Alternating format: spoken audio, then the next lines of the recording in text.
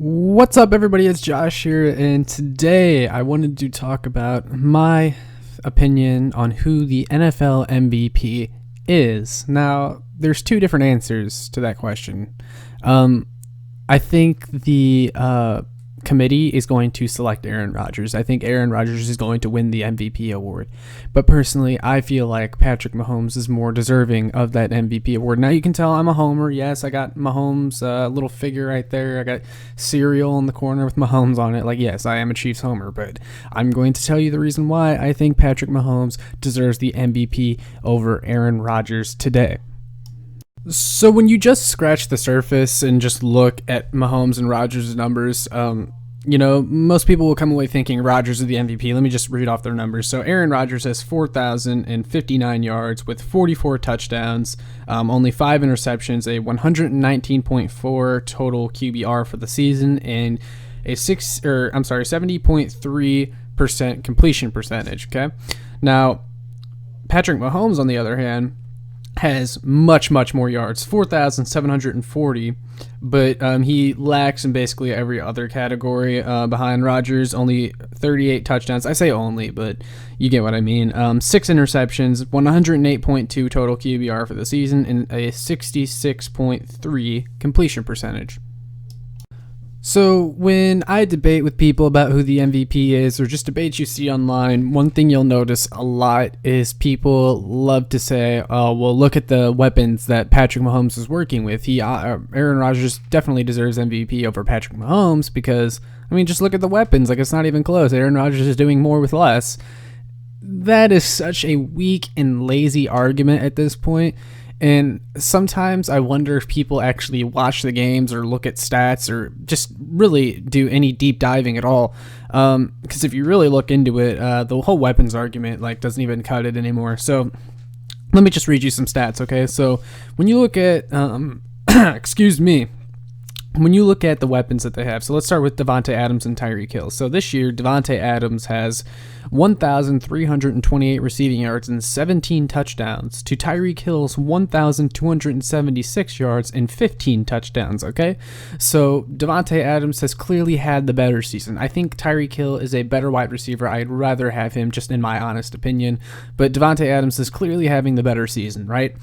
So then you look at, the 2 and 3 receivers down. So for the Chiefs, that would be Mecole Hardman and Sammy Watkins, right? And then for the Packers, that would be Allen Lazard and Marquez Valdes-Scantling. Marquez Valdes-Scantling and Allen Lazard combined for 1,037 yards and 8 touchdowns, okay?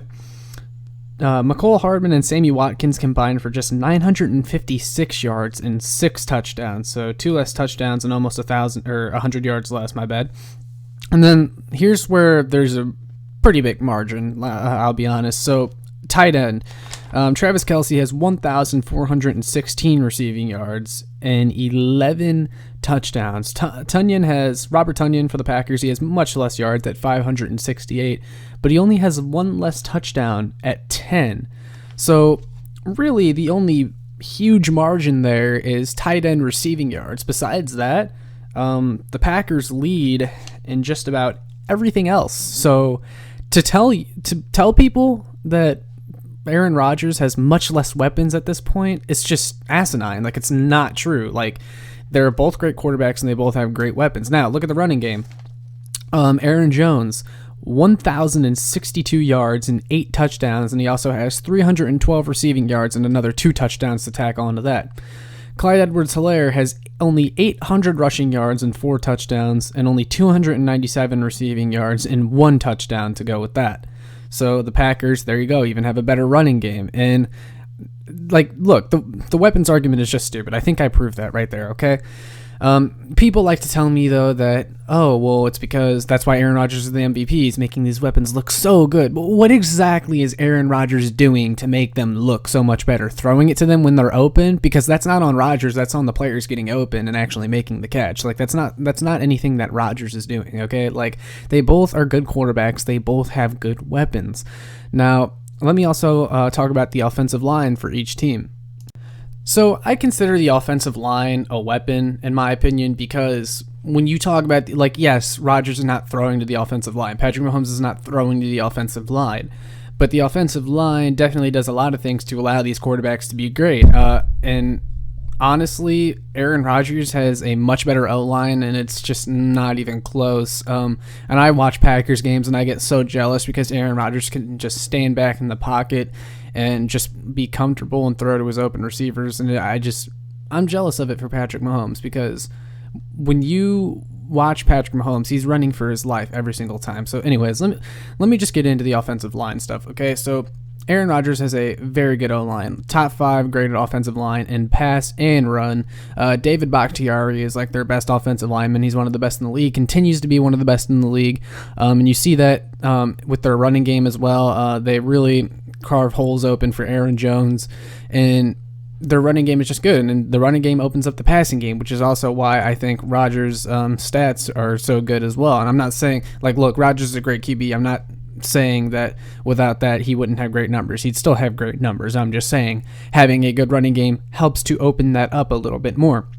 The Chiefs don't have this luxury, all right? Like, their offensive line is terrible. So Aaron Rodgers is first in pressure rate. He barely ever gets pressured. Mahomes is being pressured on 20.6% of his dropbacks, and that's just ridiculous when you really look at it. And then on top of that, the Chiefs' offensive line is dead last in the NFL, number 32, in run block win rate. And they have no running game whatsoever. Their interior offensive line is horrible. Austin Ryder, Andrew Wiley, those aren't guys that can run block at all. And then the Chiefs' best offensive lineman, as everyone knows, is right tackle Mitchell Schwartz, who's been out since the Buffalo game. I think that was week 6, if I'm correct. Hasn't played since. So, I mean, Aaron Rodgers has a much better offensive line to work with. Now, what Rodgers defenders will try and tell me is that, the Chiefs' offensive line isn't that bad, right?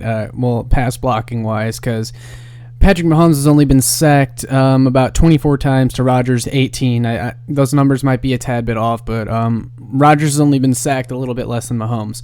But to me, that just shows how good Mahomes is at escaping the defense, because if you look at their numbers, this was prior to last week's game, so these have changed a little bit.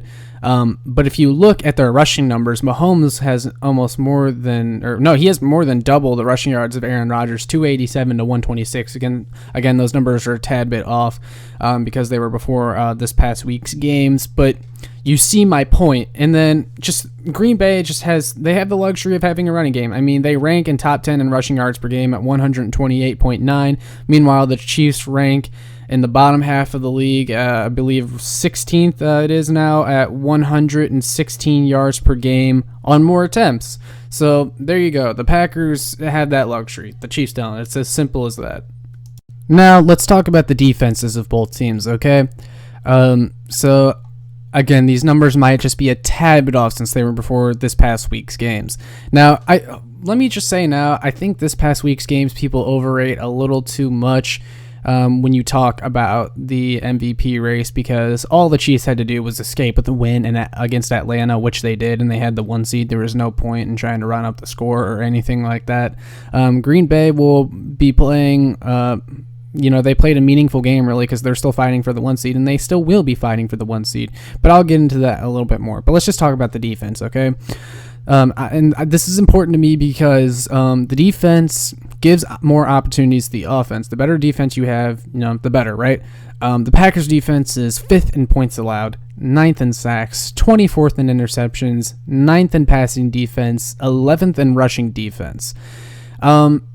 Packers fans have tried to tell me that their team is just horrible against the run. I don't know if you guys have looked at stats. They're only allowing they're like top 10 in rushing defense and rush yards per game allowed. I'd have to get the number right in front of me. But Kansas City is 8th in points allowed, 21st in sacks. So the Packers have the better pass rush. I don't think it's even close. Although the Chiefs have a much better interception number. They're 2nd in interceptions, while the Packers are 24th in interceptions. So that's one edge the Chiefs have. But the Chiefs are 10th against the pass, and they are 21st against the run. They're giving up well over 120 rushing yards per game. And the Packers defense, I think, gets the edge there for having the better pass rush and the better run defense. That's something that has killed the Chiefs for years. And like I said, I think the defense is considered a weapon in a way because it just makes it easier for your offense. So all of that being said, I think the weapons argument can be put to rest.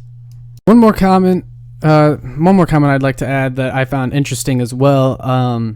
So I feel like Aaron Rodgers' touchdown numbers are a tad bit skewed because did you guys know that Aaron Rodgers has the most passing attempts at the 1 yard line, or at the 1 yard line this year than any other QB in a single season? He has 13 pass attempts at the 1 yard line and has 8 touchdowns at the 1 yard line this year, and that's the most of any QB in a season ever, and the season is not even over yet. I just found that interesting. I just wanted to throw that in there real quick. But one of the biggest reasons I feel like Mahomes deserves the edge over Rodgers is because of the strength of schedule. I think the Chiefs have had a much harder schedule. They play in a much harder AFC, and Green Bay got the entire NFC East on their schedule, and of course swept the NFC East, because it's the NFC East. We call it the NFC least for a reason, right? The Packers have also only beaten one playoff team on the road this year, while the Chiefs have beaten 5. Like I said, the Chiefs play in a much tougher AFC, and the Chiefs have also won more games this year thanks to Mahomes, 14, to Rodgers and the Packers, who only have 12 wins. I say only, but like, you get my point. Like, look, Mahomes has won more games. I think like that's something that you have to give him credit for, and a lot of these games they are winning because of Mahomes. Now, Rodgers fans will try to tell me like, oh, well, we talk about who's more valuable to their team. The Packers don't win any of these games without Rodgers. Do the Chiefs win any of these games without Mahomes either? Like, come on, that's just stupid. That's a stupid argument to me in general because, like, yeah, you can say that for basically every team in their starting quarterback. If you take away their starting quarterback, they're probably not going to win as many games. Like, that is just common knowledge, okay? So let's talk about the namesake of the award. Who is actually more valuable to their team? Rodgers and the Packers have outscored their opponents in wins this year by 178 total points in wins. That's good for over a 14-point average differential, including several blowouts, including most recently against the Titans. So did they really need Rodgers to play in all those games to win, especially all 4 quarters? The Chiefs have only outscored their opponents by 126 total points in wins this year. That's good for a 9-point average differential, and they've only won their last 7 by a combined 27 points. Do we really think the Chiefs still win the Las Vegas, Tampa Bay, Miami, Denver, Carolina, New Orleans, and Falcons games without Mahomes? Because I certainly don't. I think they lose every single one of those games without him, because almost in all of them, he has been asked every single time to pull a rabbit out of a hat to win those games, and he does it every single time. He has more game-winning drives this year, and I think that's makes it more impressive. Now, one could say that, well, the reason he has to do that is because the offense didn't play as good, in the rest of the game. Look, the Chiefs are averaging over 30 points per game on offense this year, so that's not what it is, trust me. Now, someone I was actually having a conversation with told me this. I'm not going to say their name, I'm not going to say where it was at, but they made a really good point, and I'm going to read it real quick. So here's what they tell me. I know Rodgers doesn't make the schedule, but if you look at the teams he's beaten, where are the quality wins? He's beaten the Saints, which is good, lost to the Colts, a potential playoff team, lost to the Bucs, a playoff team, beat the Titans, but their defense is average at best. Not sure I totally agree with discrediting the Titans when they're just because, like, look, a win is a win, and the Titans are a playoff team after all, but you get his point, I guess. But he goes, I mean, damn, where are the quality wins at? Mahomes is 8-0 on the road against tough competition. Raiders, Saints, Bills, Ravens, Bucs, Dolphins, all potentially playoff teams. Mahomes had the ball on the final drive and won most of these games. On the same week, Mahomes played well and beat the Saints on the road. Rodgers struggled against the Panthers, throwing just 143 yards. Nobody was saying the MVP was wrapped up for Mahomes, but when Mahomes has a tough day still against the Falcons, but throws for 278 yards and 2 touchdowns and only 1 pick, Rodgers plays efficient but more of a game manager sense, 231, and most of the production went to Devontae Adams, and their RB rushed for 200 yards, and now they're saying the MVP race is over. I don't get it. And to me, I couldn't have said it any better myself, I feel like Mahomes has just been more impressive this year, guys. And also, here's another interesting thing. So, one more thing before I get into that, actually. So, there was actually a game this year where Aaron Rodgers lost to the Tampa Bay Buccaneers by 28 points, and he in that game he had, let me look at it real quick, He had 160 yards, no touchdowns, and 2 interceptions, and that was one of the worst quarterback performances this year, not just by Aaron Rodgers. Mahomes' worst game probably came against the Falcons, and we just said he had 278 yards and 2 touchdowns with the 1 pick.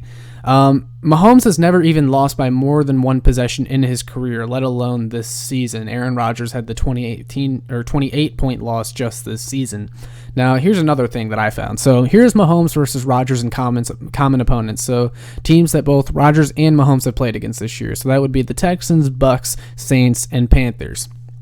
Aaron Rodgers, now this is excluding the Atlanta game, but Aaron Rodgers is 3-1 in those games, threw for 869 yards, 8 touchdowns, and 2 interceptions. Patrick Mahomes is 4-0 in those same games, but went for 1,299 yards, 13 TDs, and 0 interceptions. That's pretty impressive for Mahomes. So, in the end, I think they're going to end up giving the MVP award to Aaron Rodgers, and he is a deserving candidate. It's a close race, but I don't think Mahomes should be overlooked, and I think the Falcons game is very, very meaningless in the grand scheme of things, while the Packers are still having to play for a potential 1 seed because they haven't wrapped it up yet because they didn't take care of business like the Chiefs did, who are undefeated on the road this year, just saying. But, I think Patrick Mahomes should get a good hard look by MVP voters. I think this is way closer than a lot of people think it is. Aaron Rodgers will probably get the award, but hopefully you guys take everything that I just said into consideration, just about the weapons, the circumstances. In my opinion, I just feel like Patrick Mahomes is carrying a very lackluster offensive line. They are a bottom 5 offensive line in the league, and I think that has a lot to do with just his shortcomings this year and the offense's frequent kind of going stagnant in games this year, despite still averaging over 30 points a game this year. I think Patrick Mahomes is just he's been more impressive in times where he's asked to step up and win the game. He does it every single time, even though it's super foolish of the rest of the team to rely on him every single time to win the game. But you know what? He does it, and for that reason, I feel like he is the MVP because the Chiefs would be very mediocre without him, and it has nothing to do with the weapons or anything like that. I think if you give Patrick Mahomes, Aaron Rodgers' offensive line, if they swapped offensive lines and kept the same weapons, I don't think this is even close. You know what? If they just had switched roles, even I don't think this would even be close. I think I kind of messed that up there, but you get my point. Like, I feel like if Patrick Mahomes had that offensive line, it wouldn't be close. Like, of course that's obvious, like, because then Mahomes would have the better O-line and a good set of weapons, but I think what sets it apart is the offensive line when you look at the 2 supporting casts. So hopefully that clears it up a little bit. But yeah, hopefully you guys enjoyed this video. Let me know if you agree with me, disagree with me, who you think the MVP is and why. But hopefully this kind of helped you make your decision if you're undecided. So yeah, that's all for today. Make sure you like, subscribe, and check out www.showmefootball.com for more. Thanks, guys.